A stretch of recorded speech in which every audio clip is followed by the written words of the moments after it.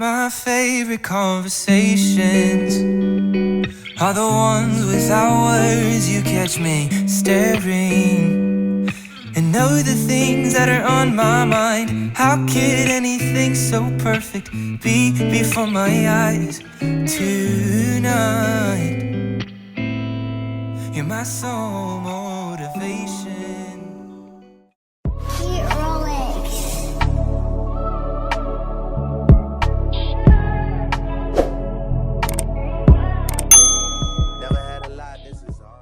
So let's go ahead and dive right on into this budget, okay? So in sharing with you guys what my budget routine is, just to kind of let you guys know, every Wednesday I'm able to see from my job how much money I am paid, okay? So I'll go on, I take a look at my paycheck just to make sure they're going to give me all of my money. Now, I am a salaried employee. However, I still want to check to make sure they're giving me all of my coinage, because you just never know. Sometimes they might, I don't know, deduct something out of your paycheck or what have you. After I do that, then I go ahead and take a look at my monthly spread, which I set up for my monthly budget. So if you haven't checked out that video, you definitely want to check that video out so you can see how I set that up. And I'm able to see clearly what bills I have coming up within this next pay period. So today, which I'm filming this, it is Wednesday, I'll know what I need to do for the next 2 weeks on Friday. I like to budget before I get my money. I think it's a terrible idea to budget after you've already gotten your money, because 9 times out of 10, you're just gonna start doing things. You never know what might happen on a Friday that you get paid. You're like, oh, I can go buy this, I can go buy that. It's only $5, $10. And before you know it, you're over a budget that you didn't even set, okay? So, I'm gonna be setting up the budget for this upcoming Friday, and I know within this paycheck I'm gonna need to pay my Capital One credit card, and then I'm also gonna need to pay my MasterCard. Those are the only 2 bills that I have, and then I have a payday on the 18th, okay? Now, the way that I budget is I take all of my bills, which you will see here, that's on a dashboard where I have all of my bills, and I take half of the bill amount every single paycheck and I put that money aside, which you'll be able to see on my cash envelope stuffing video, and that's how I pay my bills. So it's a whole process that I do, but it helps me a lot. It helps me to keep my money kind of organized, okay? So we've already completed the monthly budget. So now what we're gonna do is we're gonna complete the paycheck budget, and just give me a moment, because I do want to go over all of it with you. But what I'm going to do is I'm going to fill it in, and then I'm going to come back, and then we're going to talk more in detail. Ain't this fun? I got someone who can be next to me all night. Ooh, I'm lucky, baby. We got that groove, we got those drums, and baby, you're my melody. Never mind what they think about us. You the wind in my sail, that's enough. You got me, you got me, you got me right where you want me. Hey guys, so we have completed the budget in detail, and I did go ahead and take a look at my monthly calendar just to make sure nothing did come up after I completed my monthly budget, but it doesn't look like anything came up that I'm gonna need to do. So we're just gonna close that back, and let's get into the details of this budget. All right, you guys, so in the bill account, we're going to be working with $1,581.61, okay? I do have down here my tithes. This is something that I do off the rip. I give God his first and foremost, because without him, none of this would be possible.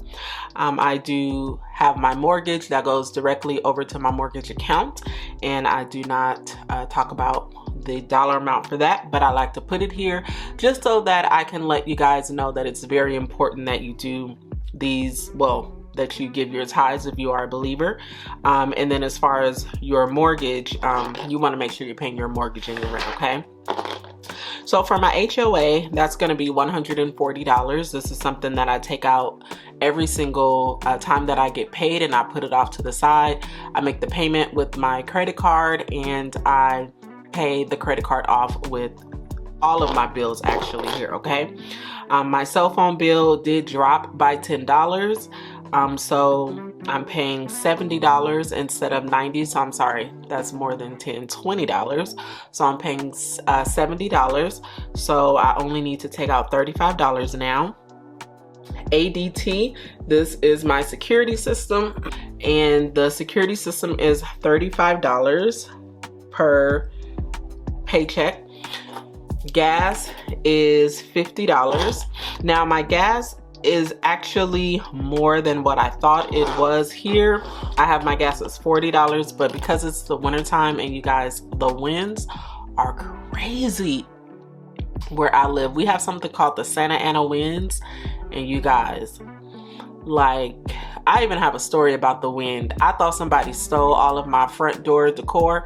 I walked outside, my heart sunk in the bottom of my stomach, and I was like, somebody stole my stuff. And you guys, I spent a lot of money on that stuff. I still have that video that I was gonna post in regards to that. So I just might. Let me know in the comments, you guys, if you want me to still post that video, because I do have the content. But saying all that to say, it's been cold out here, so I'm using my heater a little bit more than normal. So I had to put more money toward my gas bill. So I'm taking out $50. My water bill, $30. My solar bill, $50. My internet and cable, $60. Good thing is to note that I do receive a reimbursement through my job. So I really pretty much only pay about $50 once I've received my reimbursement back. Insurance, $50. Memberships, $20. Trash, $15. My MasterCard, $30. My Visa, $15. Okay, now I do want to go back up to my variable bills. I'm gonna note which ones those are. I did mention this in my last video, but I think it's worth mentioning it again. So my variable bills is my gas, my water, my solar, and I think that's it. So of course the variable bills that I have are my utilities, and that's based off of my usage. So how you can predict how much you have to pay is by calling your utility company or taking a look at your bills just to see what you've been paying over the last 3 months. And you know, we're in the winter season, so you know if you're using your utilities a little bit more than normal, then of course you want to add more money to your bill. You can also look on the website and you can do kind of like a bill analysis to see how much your bill will be coming up. I know here in California, our gas bill, we can look on the website and it'll give us a projected bill amount for the next bill based upon the usage.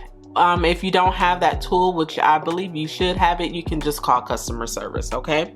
So the bill total is $530. This is gonna leave us with $1,051.61. Now we're gonna go down to the cash envelopes, okay? So we're taking $150 out for groceries. I really wanted to scale back, but you guys, the grocery, the groceries, food has increased tremendously, so I really couldn't do it. I just really have to be as strategic as possible when cooking.